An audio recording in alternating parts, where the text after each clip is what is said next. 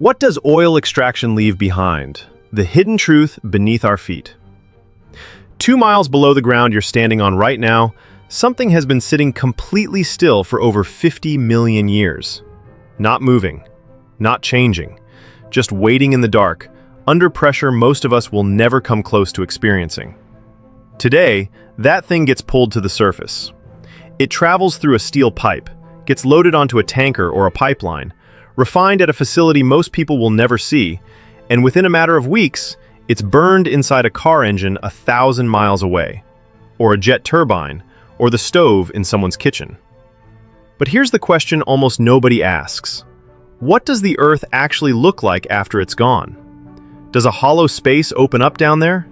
Does the ground above it just sink, quietly, without anyone noticing? It sounds like something out of a science fiction script. It isn't. It's already happened, to entire cities, in the real world, within living memory. Most people picture oil sitting in a giant underground lake, something you could almost dip a bucket into. Drill a hole, and it shoots up in a black geyser like a movie scene. That image has been repeated in film for so long that it's basically become the default mental picture. The problem is, it's almost the opposite of reality. Oil doesn't pool inside caverns or open chambers. It's locked inside rock, specifically inside billions of microscopic pores in what geologists call reservoir rock. Picture a kitchen sponge. Now stretch that sponge out for miles underground and imagine every single tiny hole inside it filled with crude oil instead of water. That's a far closer picture of what an oil reservoir actually is. So, if oil is lighter than water and naturally wants to rise, why hasn't it leaked to the surface over millions of years? The answer is that nature effectively built its own lid. Directly above that sponge-like reservoir rock sits a layer known as cap rock, extremely dense, almost completely impermeable. Oil simply can't push through it. That single layer is the reason crude stays trapped in place for tens of millions of years, until a drill bit finally breaks through it. As for how the oil got there to begin with, that story starts a long time before anything resembling a human civilization existed. Somewhere between 50 and 200 million years ago, countless microscopic marine organisms, plankton, algae, and other tiny sea life, died and settled onto ancient ocean floors. Over time, layer after layer of mud and sediment buried them deeper and deeper. Each new layer added weight, and that weight increased both pressure and temperature at depth. Eventually, once temperatures reached somewhere in the range of 60 to 120 degrees Celsius, about 140 to 250 degrees Fahrenheit, the buried organic material slowly transformed, molecule by molecule, into crude oil and natural gas. It's a process that geologists describe almost like slow cooking on the scale of geological time. Immense heat, immense pressure, and an almost unimaginable amount of patience. What's genuinely hard to wrap your head around is the timescale difference. That transformation took millions of years to complete. Human civilization, by comparison, barely registers as a blip. And yet, once that oil formed and became accessible, we've managed to extract a meaningful share of it in less than a century and a half of industrial drilling. Getting that oil out isn't as simple as drilling a hole and waiting for it to rise. If it were, oil fields would look nothing like they actually do. This is where the real engineering begins, long before any oil reaches daylight. Before a single drill bit touches the ground, geologists and geophysicists spend months, sometimes years, mapping what's hidden underground. They rely on a technique called seismic surveying. Powerful sound waves are generated at the surface and sent deep into the earth. Those waves bounce off different rock layers at different depths, and the returning echoes are captured by sensitive equipment on the surface. Computers then process those echoes into a detailed three-dimensional map of the rock formations below, essentially an ultrasound for the planet, the same underlying principle doctors use to see inside the human body. Only once geologists are reasonably confident that oil is actually present does drilling begin. Modern drill bits, often made from materials nearly as hard as diamond, grind steadily through miles of solid rock. And here's something a lot of people don't realize. Modern wells almost never go straight down and stop. The drill typically starts vertically, then gradually curves until it's traveling horizontally through the oil-bearing layer, sometimes extending for several miles in that direction. This is called directional drilling, and it lets a single well access a much larger portion of a reservoir than a purely vertical well ever could, reducing the number of wells needed and the surface footprint required. Here's something that surprises most people. In a fresh, newly tapped reservoir, oil is often trapped under so much natural pressure, built up over millions of years, that it doesn't need to be pumped out at all. The reservoir essentially pushes the oil toward the well on its own. No pump required, at least not yet. But that pressure isn't infinite. Day after day, as more oil is drawn out, the pressure inside the reservoir gradually declines. And once that natural push weakens past a certain point, that's when the machine most people associate with oil fields finally takes over.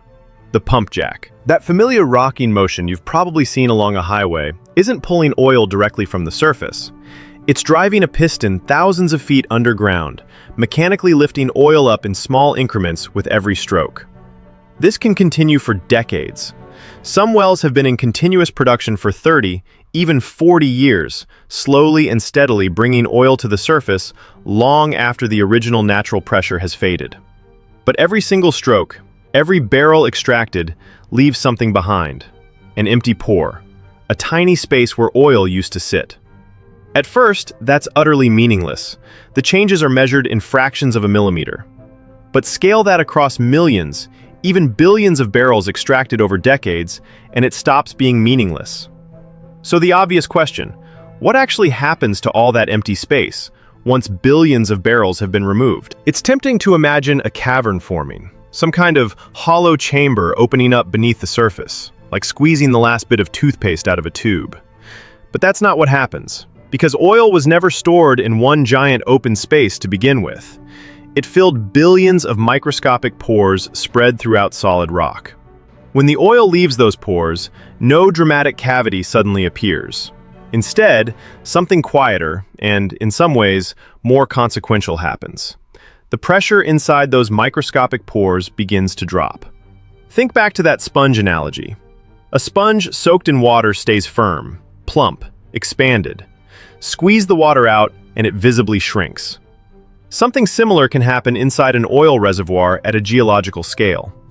If nothing replaces the fluid that's been extracted, those microscopic pores can begin to compress, first by microns, then millimeters, then eventually centimeters, spread out over years and sometimes decades. Multiply that compression across a reservoir spanning miles, sitting beneath an entire city. And the ground above doesn't collapse dramatically in some Hollywood-style sinkhole. It sinks, slowly, steadily, often so gradually that people living directly above it don't notice anything unusual in their day-to-day lives. Geologists call this process land subsidence, and for decades, it was really only measurable through precise surveying instruments, and today, through GPS satellites, laser leveling, and radar interferometry capable of detecting movement down to individual millimeters. Long Beach, California became one of the most cited real-world examples of this phenomenon anywhere in the world. In the early 1900s, the city sat directly above one of the largest oil fields in the United States, and by the mid-20th century, hundreds of wells were operating around the clock across the area. For years, nothing seemed unusual on the surface. Then engineers began noticing strange, small anomalies. Roads that had started to bend slightly out of alignment, railroad tracks that had subtly warped, and seawater beginning to creep into low-lying parts of the harbor that had never flooded before. Initially, some blamed poor construction or aging infrastructure, but the real explanation was hiding hundreds of feet below ground.